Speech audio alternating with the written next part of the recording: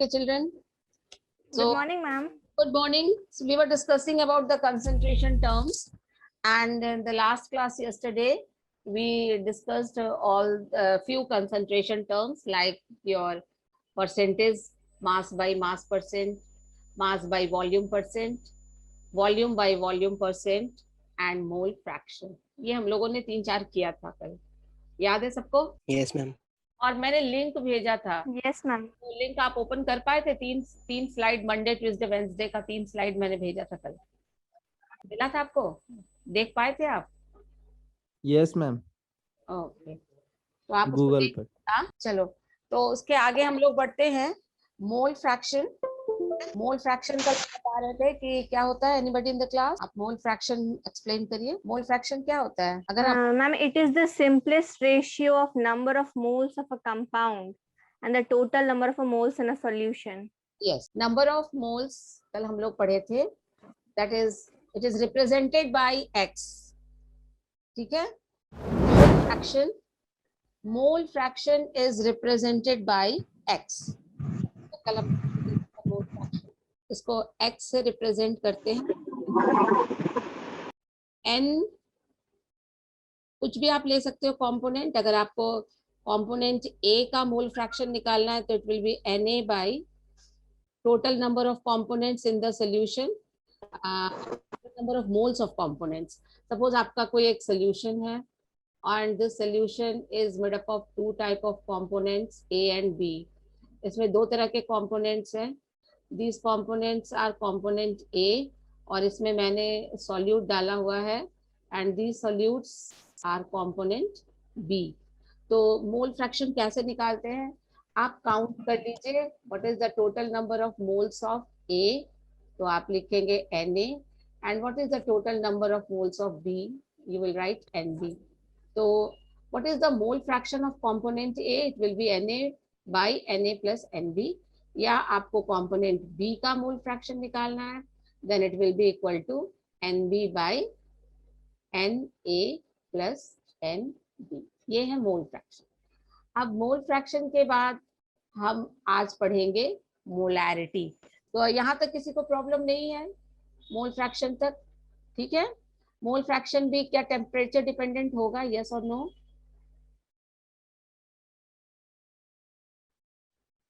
Yes, ma'am. Temperature yes dependent, ma'am होगा। क्योंकि आप यहाँ नंबर काउंट कर रहे मैम हैं। Temperature independent. हाँ, टेम्परेचर इंडिपेंडेंट होगा जब तक नंबर ऑफ मोल्स चेंज नहीं होगा। अगर आपके सॉल्यूशन में नंबर ऑफ मोल्स चेंज हो जाएंगे तो फिर ये भी मोल फ्रैक्शन भी चेंज हो जाएगा। ठीक है ना? चलिए, तो हम अगला टॉपिक पढ़ते हैं। अगला टॉपिक पढ़ते हैं, दैट इज मोलैरिटी। तो बहुत सारे टर्म्स है कंसंट्रेशन को पढ़ने के लिए, and we are studying one by one all this.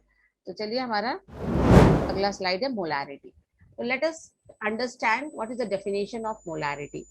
Molarity हम किसे कहते हैं? Molarity is the most common unit for concentration of solution.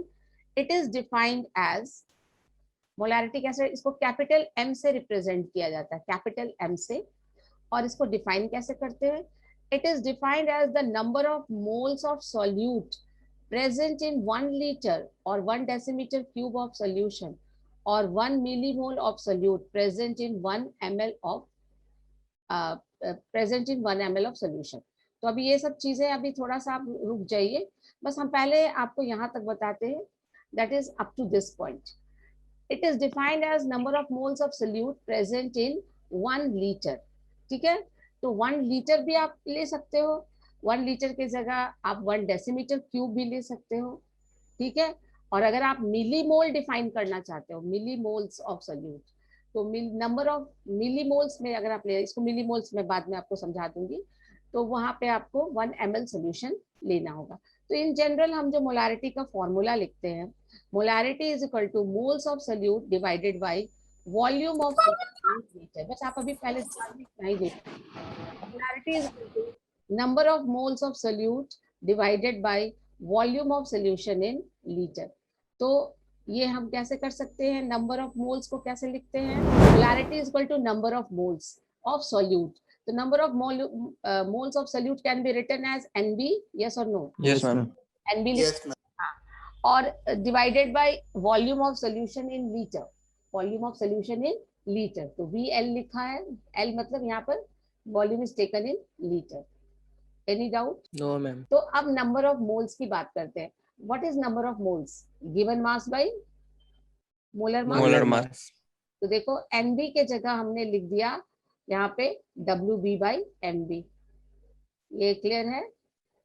NB yes ma'am. Given mass किसका? B हम हमेशा लिखते हैं सॉल्यूट के लिए, तो it is a number given mass of solute bye molar mass of solute, जो भी आपका सॉल्यूट होगा, इनटू वॉल्यूम इन लीटर। तो आपकी molarity that is capital M का दूसरा फॉर्मूला ये बन गया। अब इसी का तीसरा फॉर्मूला, अगर वॉल्यूम, वॉल्यूम अगर आपका लीटर के बजाय if it is given in ml, तो आपको ml को लीटर में कन्वर्ट करना होगा। तो ml को लीटर में कन्वर्ट करने के लिए डिवाइडेड बाय आप 1000 करेंगे यहाँ पे, यस और नो? अगर वॉल्यूम लीटर में, yes ma'am. Yes ma'am. Volume ml में दिया है, तो हम लिखेंगे ना डिवाइडेड बाय 1000, यहाँ पे नीचे लिखेंगे ना डिवाइडेड बाय 1000, तो ये yes divided ma'am. By 1000 will go up, ऊपर जाएगा mathematically. Yes ma'am. Yes ma'am. तो ये हो जाएगा फॉर्मूला आपका मोलारिटी का बन जाएगा WB by MB into 1000 by volume of solution in ml। अगर लीटर में है तो आपको ये 1000 हटाना होगा, और अगर ml में है तो ये 1000 आपको लगाना होगा। तो ये फॉर्मूला सबको क्लियर है? Yes, ma'am. चलो यस मैम। ओरली ही मैं क्वेश्चन दे रही हूँ, आप अगर लिखना लिखो और मुझे बताओ। What is the molarity of a solution? Find out the find out the molarity of the solution. Find out the molarity of the solution which contains 4 gram of NaOH, 4 grams of NaOH in 1 liter solution. तो बताइए what will be the molarity? 0.1। 0.1। Yes. So 0. Point. how you will apply? Just you will write the formula. पहले तो आप simply formula लिखेंगे, molarity is equal to given mass by molar mass into 1000 by volume in ml, या फिर अगर volume litre में दिया है तो WB by MB into volume in litre. तो आपका इस क्वेश्चन में 1 लीटर, तो वॉल्यूम कितना है? 1 लीटर। WB गिवन मास कितना है? 4 ग्राम। 4 ग्राम। मोलर मास ऑफ NaOH कितना होता है? 40। इनटू 40. वॉल्यूम कितना है? 1। 1। तो ये कितना आ जाएगा? 4 बाई 40 इंटू 1, कितना आंसर आएगा? 1 बाई 0.1। 0.1. 0.1 0.1. m। तो M। ये आपका सोल्यूशन हो गया। Molarity of the solution is 0.1, हम कहते हैं 0.1 m सोल्यूशन। क्लियर है बात? Yes Now, ma'am. अब इसी को मैं यहाँ पे चेंज कर रही हूँ। ये जो 1 लीटर है, अब मैं इसे कह दे रही हूँ 1 लीटर को आप चेंज कर दीजिए, and you write down, change the question, find out the molarity of solution. ये 4 ग्राम को आप कर दो 2 ग्राम, और 1 लीटर को कर दो 250 ml। 250 ml, 2 ग्राम,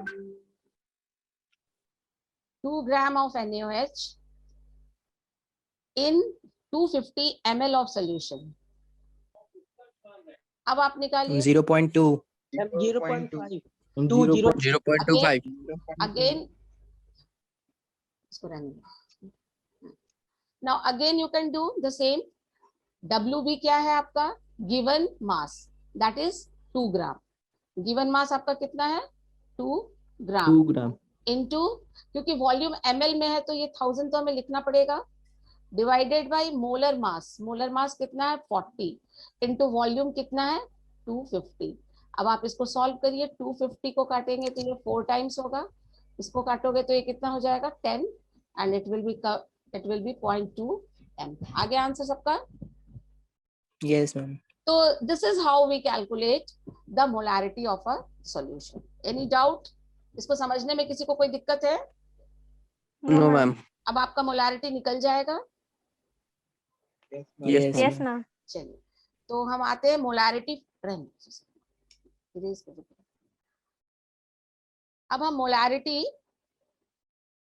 फॉर्मूला पर आते हैं कि how molarity changes on dilution. तो how molarity change on dilution, ठीक है। सपोज कि आपके पास एक कंटेनर है, इस कंटेनर में एक आपका सॉल्यूशन है, किसी चीज का भी, HCl ले लो, NaOH ले लो, और इस सॉल्यूशन की मोलारिटी है सपोज 1m और इसका वॉल्यूम है 1 लीटर, ठीक है, इसका वॉल्यूम है 1 लीटर। तो ये आपका कोई भी सॉल्यूशन है, सपोज NaOH का सॉल्यूशन है।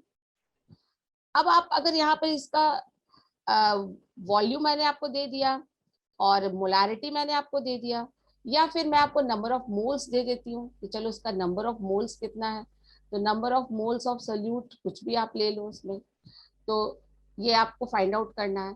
तो फॉर्मूला आपको पता है कि molarity is equal to number of moles of solute divided by volume.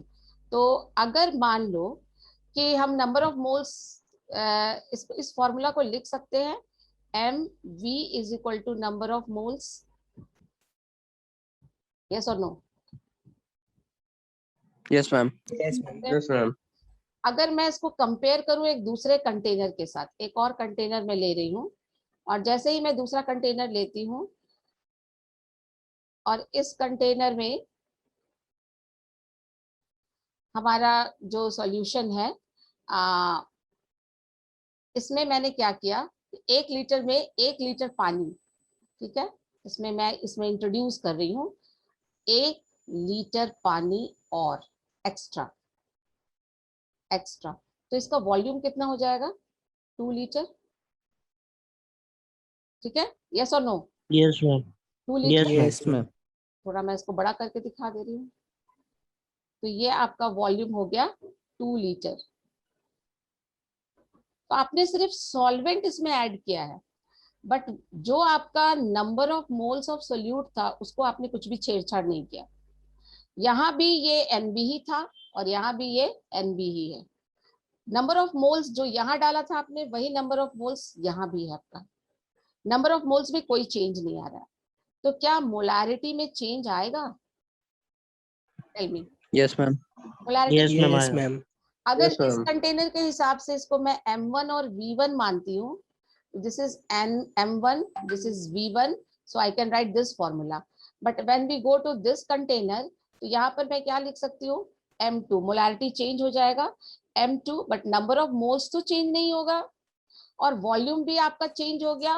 कुछ भी आपने 2 लीटर किया, चलो आप कुछ भी वॉल्यूम कर सकते हो, चलो V2 वॉल्यूम कर दिया।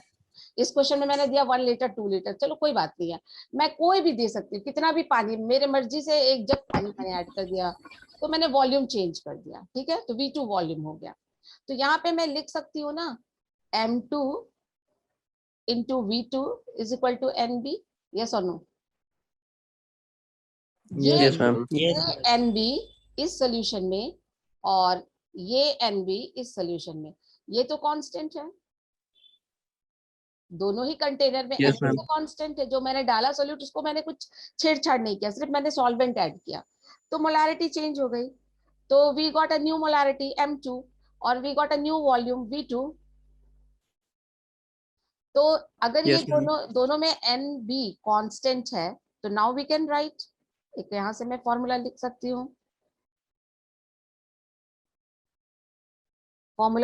हूँ, दैट इज, थोड़ा नीचे आ जाते हैं, M1 V1 is equal to M2।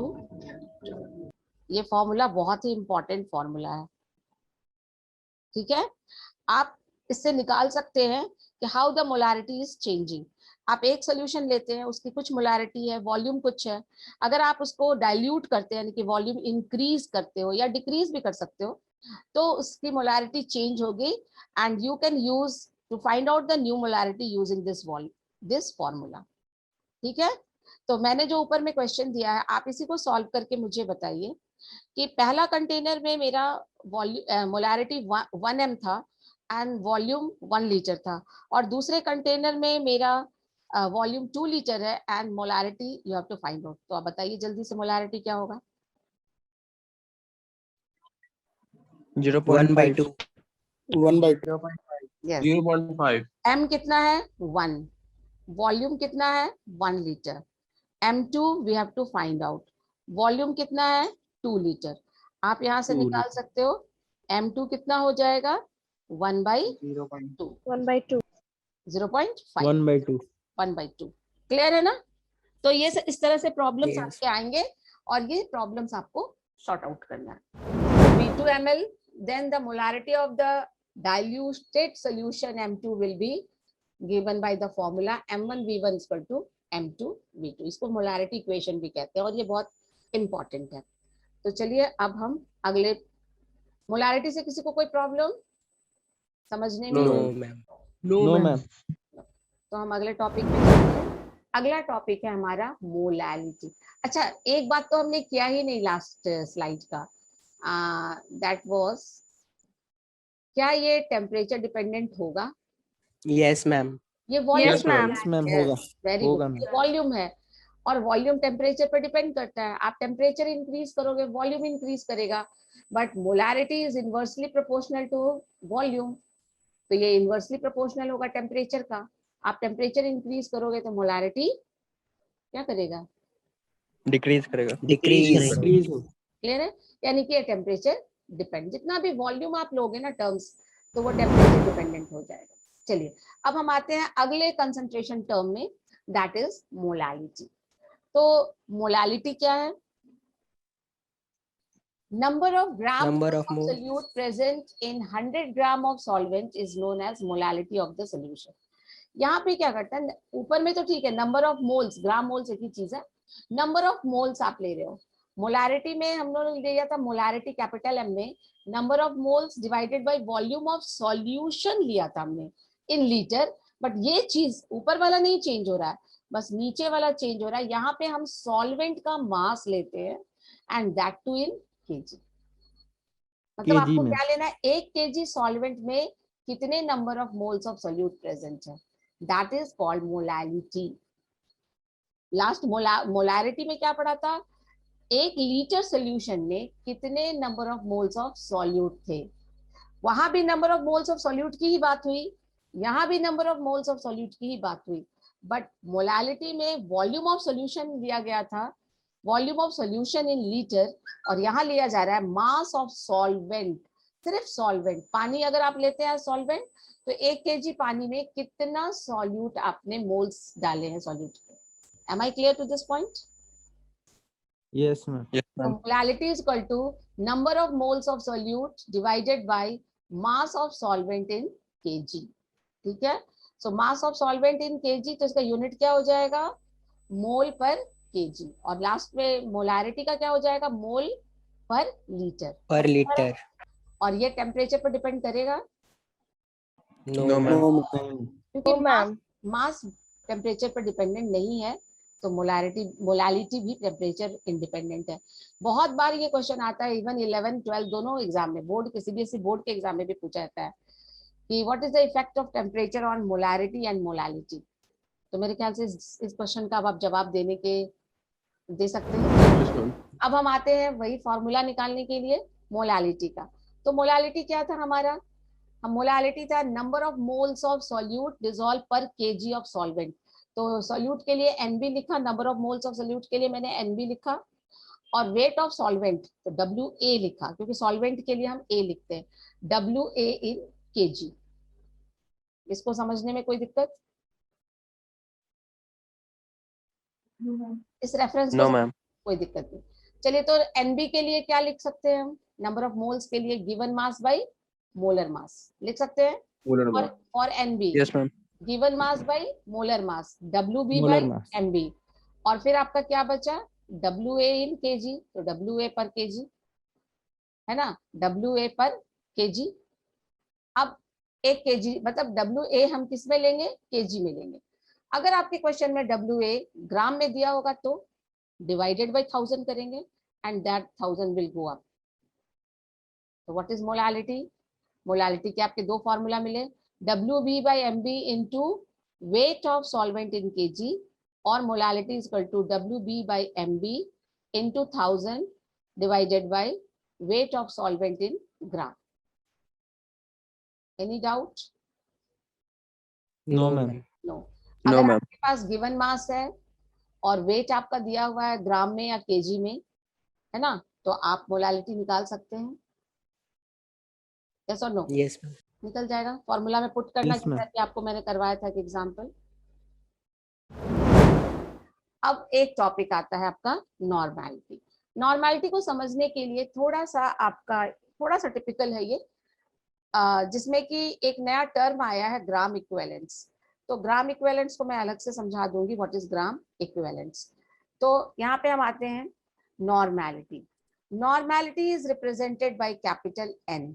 ठीक है, capital N, but it is equal to number of gram equivalents of solute. अभी तक हमने क्या देखा था? Number of moles of solute. पिछले दो में क्या देखा था? ये ऊपर में वहां था नंबर ऑफ मोल्स. तो अगर हम नंबर ऑफ मोल्स भी ले सकते हैं सॉल्यूट का और नंबर ऑफ ग्राम इक्विवेलेंट भी ले सकते हैं सॉल्यूट का, but we have to understand कि what is the meaning of this gram equivalent. मैं अभी एक्सप्लेन करूंगी what is the meaning of gram equivalent. तो number of gram equivalents of solute divided by volume of solution in litre. Clear है? ये clear है? Yes, ma'am. ठीक है. तो ये volume of solution in litre है, तो टेम्परेचर तो डिपेंडेंट होगा ही होगा. Yes, ma'am. होगा. तो चलिए थोड़ा सा हम लोग पढ़ते हैं ग्राम इक्विवेलेंट. इक्विवेलेंट मास किसे कहते हैं? नंबर ऑफ इक्विवेलेंट्स था ना अभी, नंबर ऑफ इक्विवेलेंट. तो हम इक्विवेलेंट मास किसे कहते हैं? What is equivalent? It is the amount of any substance which reacts completely with 1 gram of hydrogen or 8 gram of oxygen or 35.5 gram of chlorine is called equivalent mass. It is represented by E. कहीं कहीं आपको EM भी दिखेगा, नीचे small छोटा सा M लिखा हो. तो E को हम कैसे बताते हैं? जैसे आपने लिखा था, इक्विवेलेंट मास होता है molecular mass by n factor. यानी E क्या होता है? मॉलिक्यूलर मास या molecular weight by n factor. अब बात आती है कि ये n फैक्टर है क्या? तो n फैक्टर हम लोग को समझना पड़ेगा. What is this n factor? अब मैं आपको एक चीज समझाती हूँ जो अभी यहाँ पर मैंने लिखा था. जैसे n फैक्टर को समझाने के लिए मैं थोड़ा सा इक्विवेलेंट मास समझाती हूँ. मैंने कहा था अभी डेफिनेशन में कि इक्विवेलेंट मास क्या होता है कि जब कोई सब्सटेंस कंप्लीटली रिएक्ट कर जाए. जैसे मैं एग्जांपल लेती हूँ कैल्शियम का. अगर कैल्शियम कंप्लीटली रिएक्ट कर जाए ऑक्सीजन के साथ तो ये बनाएगा प्रोडक्ट कैल्शियम ऑक्साइड. तो कैल्शियम ऑक्साइड में what is the mass of calcium? It is 40 ग्राम. और ऑक्सीजन का मास क्या होता है? 16 ग्राम. तो 40 ग्राम्स बाय मास, मैंने अगर 40 पार्ट्स में इसको डिवाइड कर दो तो 40 parts by mass of calcium combines with 16 parts by mass of oxygen. Clear है?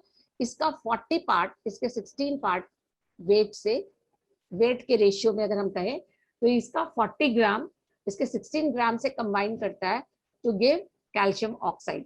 But equivalent weight, equivalent mass निकालने के लिए हमें क्या चाहिए कि 8 ग्राम ऑक्सीजन से कितना कैल्शियम कंबाइन करेगा? It will be 20. यस और no? Yes, ma'am. 8 gram of oxygen के साथ कितना ग्राम कैल्शियम कंबाइन करेगा? तो कैल्शियम ऑक्साइड के फॉर्मेशन में 16 ग्राम 40 के साथ कर रहा है, तो 8 ग्राम 20 के साथ करेगा. तो this 20 will be it's equivalent mass. Clear है? तो कैल्शियम का इक्विवेलेंट मास क्या हुआ? 20. अब एक अगला एग्जांपल हम ले रहे हैं हाइड्रोजन के पॉइंट ऑफ व्यू से. अगर कैल्शियम हाइड्रोजन से कंबाइन करे तो कैल्शियम हाइड्राइड बनाएगा. यस और नो? तो Yes, ma'am. Calcium Yes, ma'am. Hydride बनाने में कैल्शियम का 40 ग्राम कंबाइन करता है हाइड्रोजन के 2 ग्राम से. यस और नो?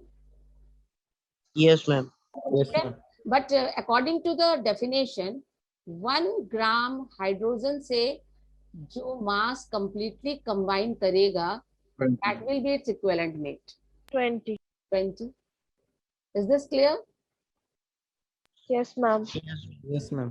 अब एक तीसरा एग्जांपल भी मैं आपको दिखा दे रही हूँ. अगर कैल्शियम क्लोरीन से कंबाइन करता है तो it will form calcium chloride. Yes और नो? Yes, ma'am. कैल्शियम का 40 ग्राम कंबाइन करता है क्लोरीन के 71. 71 ग्राम से.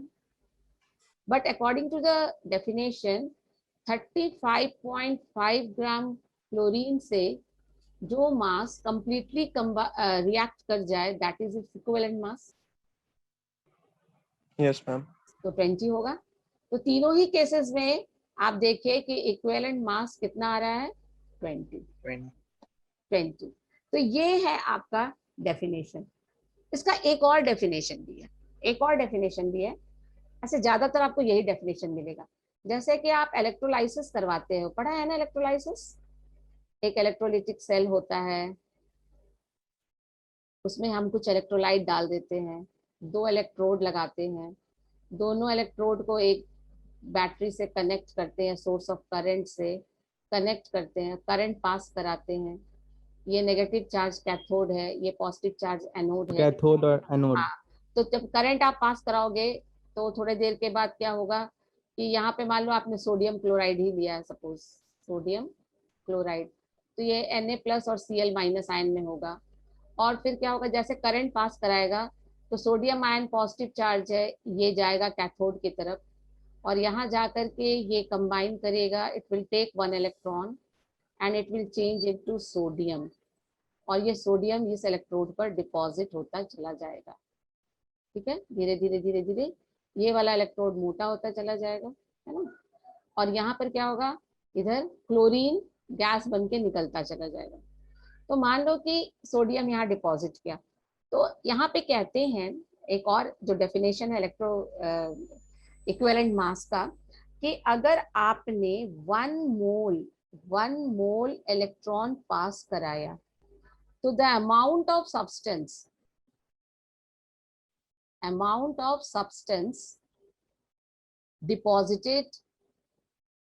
deposited is called its equivalent mass. तो जितना मास सब्सटेंस का डिपॉजिट हुआ या निकला किसी इलेक्ट्रोड पे, तो वो उसका इक्विवेलेंट मास कहलाता है. कि जब आपने कितना इलेक्ट्रॉन पास कराया, 1 मोल. अब एनीबडी रिमेम्बर्स एक इलेक्ट्रॉन के ऊपर क्या चार्ज होता है? What is the charge carried by 1 electron?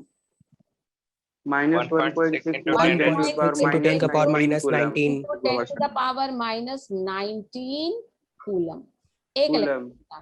तो 1 मोल इलेक्ट्रॉन के ऊपर क्या चार्ज होगा?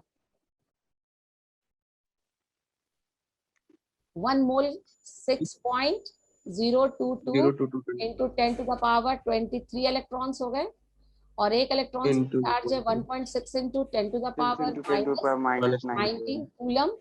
तो आप बताइए, इसको मल्टीप्लाई करोगे देन यू विल गेट एक राउंड ऑफ फिगर आपको मिलेगा 96500 कूलम. इसको 1 फैराडे भी कहते हैं. ये हम लोग बाद में पढ़ेंगे. 1 फैराडे. ठीक है. तो जब आप 1 फैराडे चार्ज या 96500 कूलम चार्ज पास कराते हैं, और ऐसा करने में जो भी सोडियम का अमाउंट डिपॉजिट हुआ होगा, that is called its equivalent मास. ये भी एक डेफिनेशन है. ठीक है. तो हमें मैथमेटिकली इक्विवेलेंट मास को समझना है, तो मैं आपको एक और फिगर दिखाती हूँ जिसमें आप इक्विवेलेंट मास बहुत आसानी से किसी भी चीज का निकाल सकते हैं. कैसे निकाल सकते हैं?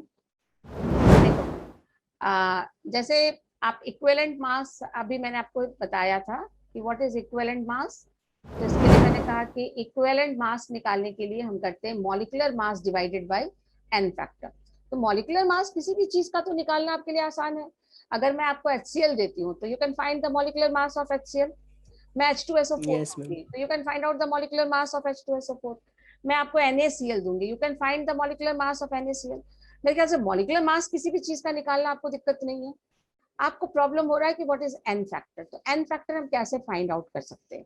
तो n फैक्टर फाइंड आउट करने के लिए, जैसे अभी कैल्शियम का हमने देखा, तो n फैक्टर फाइंड आउट करने के लिए किसी भी एलिमेंट का अगर आपको n फैक्टर फाइंड आउट करना है, तो यहाँ पे एलिमेंट नहीं लिखा है, आप चाहो तो यहाँ पे लिख लो, किसी भी एलिमेंट का अगर n फैक्टर आपको निकालना है एलिमेंट, तो आप कैसे निकाल सकते हो, तो लिखो ग्राम atomic mass Valency. Divided by its valency.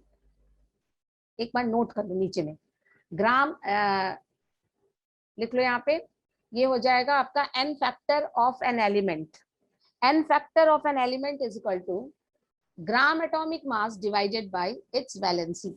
जैसे कैल्शियम का ही n फैक्टर निकालना था, तो अभी हमने कैसे निकाल के आपको मैंने दिखाया, इसका ग्राम एटॉमिक मास है 40 ग्राम, ठीक है, और इसका वैलेंसी कितना है, कैल्शियम का वैलेंसी कितना होता है 2. तो 40 divided by 2 you will get it 20, तो 20 ग्राम इसका ग्राम इक्विवेलेंट हो गया। क्लियर है, मेरी बात समझ में आ रही है। अगर मैं आपसे कहती हूँ ऑक्सीजन, किसी ऑक्साइड का,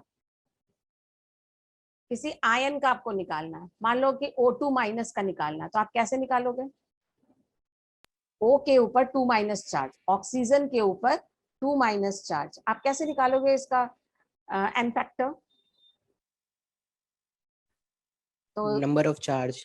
डिवाइडेड 16 बाय, by 2. हाँ it is a charge on ions, तो n फैक्टर हो जाएगा चार्ज ऑन आयन, तो ऑक्सीजन के ऊपर 2 माइनस है तो डिवाइडेड बाय 2, ऑक्सीजन का मास डिवाइडेड बाय 2, तो मास ऑफ ऑक्सीजन 16 होता है, 16 डिवाइडेड बाय 2 कितना हो जाएगा, 16 8. डिवाइडेड बाय 2 8, इसलिए अभी 8 के साथ हम लोगों ने देखा था ग्राम इक्विवेलेंट ऑफ ऑक्सीजन 8 लिया था।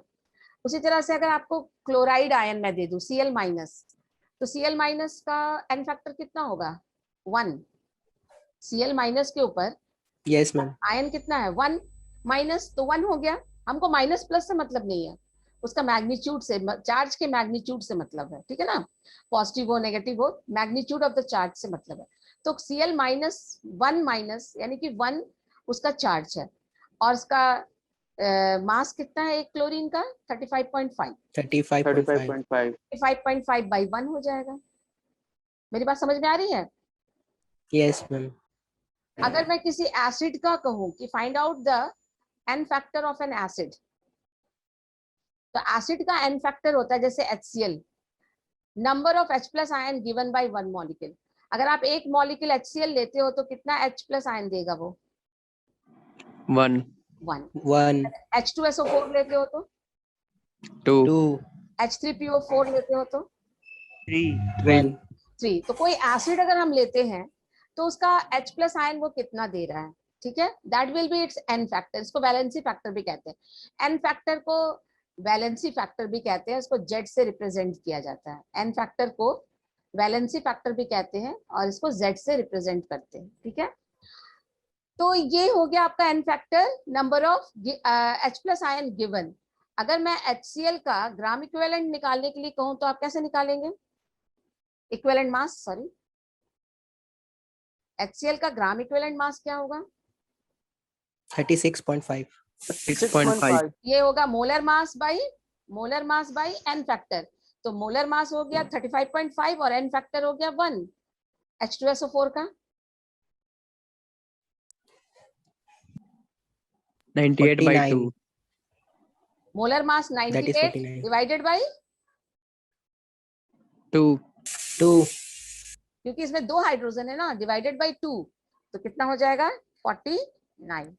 मेरी बात समझ में आ रही है आपको, n फैक्टर निकालना Yes, है। ma'am. अगर मैम कोई एक डाउट था, हाँ मैम एक डाउट था, हाँ बोलो। मैम ये n फैक्टर वैरी भी करता है रिएक्शन के हिसाब से। हाँ हाँ, जैसे रिएक्शन वेरी करेगा तो n फैक्टर भी वेरी कर जाएगा, वो तो डिपेंड करता है कि वो रिएक्ट कैसे कर रहा है। जैसे H2SO4, अगर आप H2SO4 को H plus and SO4 2 minus लिखते हो तो ये n फैक्टर 2 हो जाएगा, बट H2SO4 को H plus plus HSO4 minus लिखते हो तो 1 हो जाएगा। मेरी बात समझ में Okay, आई, ma'am. रिएक्शन पे Yes, वैरी ma'am. करता है।